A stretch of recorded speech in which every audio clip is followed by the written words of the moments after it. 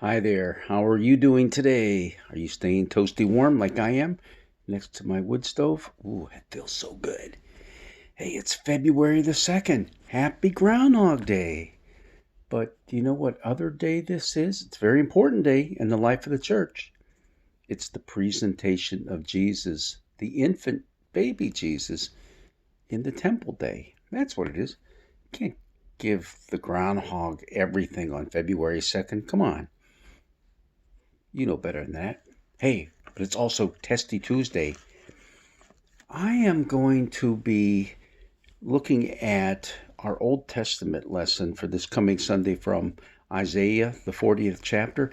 And I want you to tell me what bird that Isaiah is going to make reference to that is talked about to give the people hope.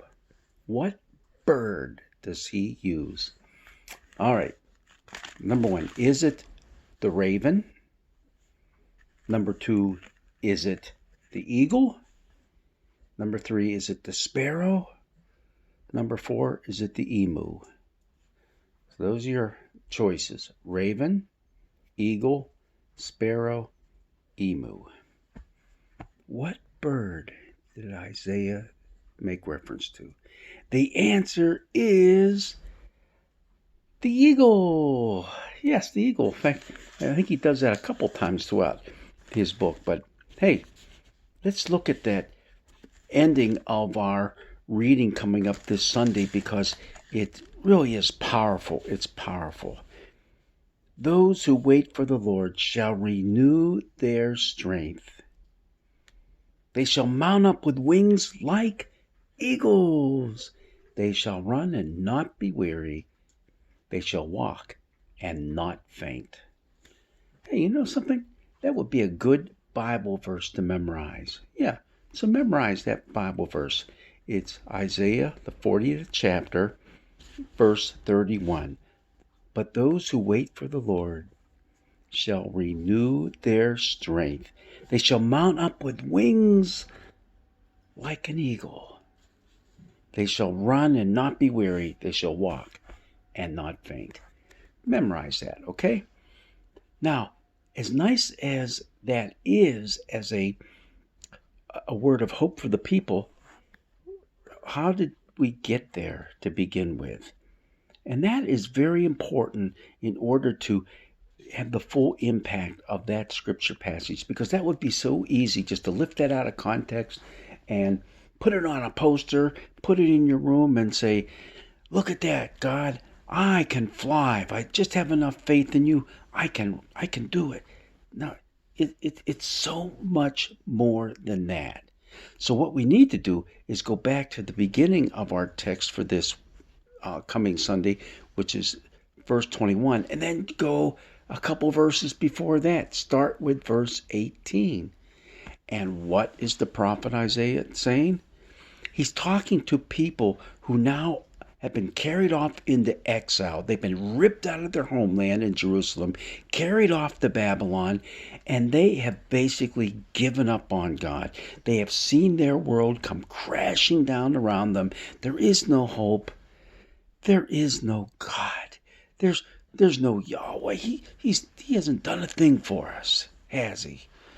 And now they're there in Babylon, and they see all this awesomeness and this splendor of other gods. They see idols everywhere, and there's a God for everything. You name it, there's a God for it.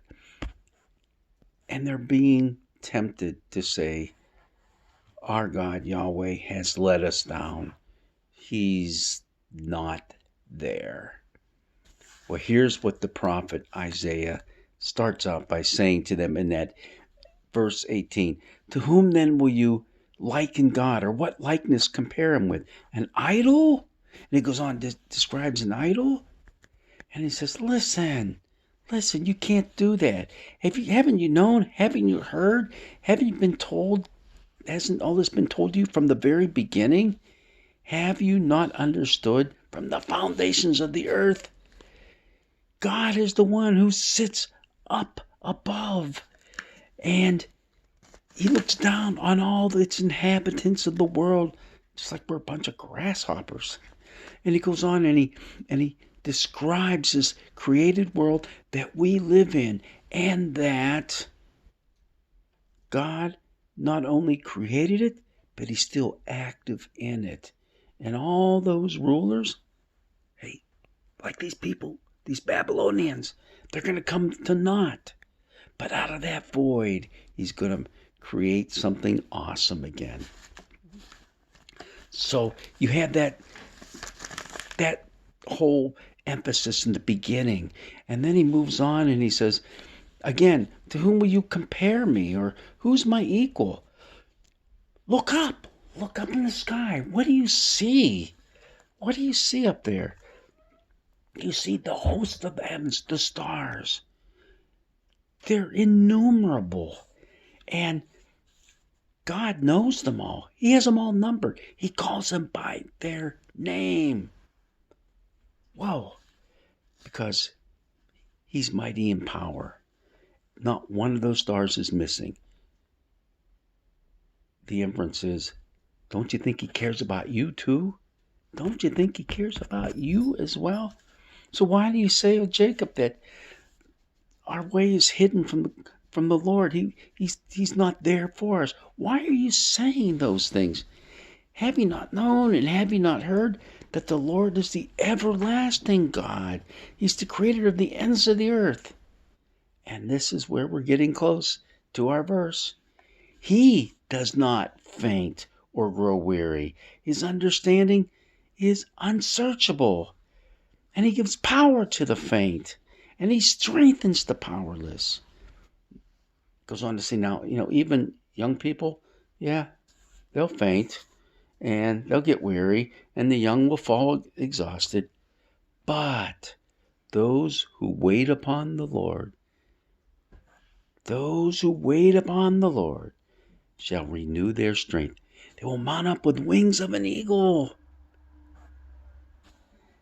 They shall run and not be weary. They shall walk and not faint. This portion of Scripture is written for us. It is. In the midst of the uncertainty that we live in the midst of, I see it in the face of a lot of people. It's like, is there any hope? Are we ever going to get out of the pandemic that we're in? I mean, we come together on a Sunday and we start talking with one another. We start sharing on Facebook. I see it everywhere. This person, that person has been affected by COVID. This relative, that relative has passed away from the COVID. It seems like it's everywhere. Is there any hope? Yes, there is hope if we wait upon the Lord and put our faith and our trust in Him. Those who wait for the Lord shall renew their strength. They shall mount up with wings like an eagle. They shall run and not be weary. They shall walk and not faint. Ready to fly? God's blessings be with you this day.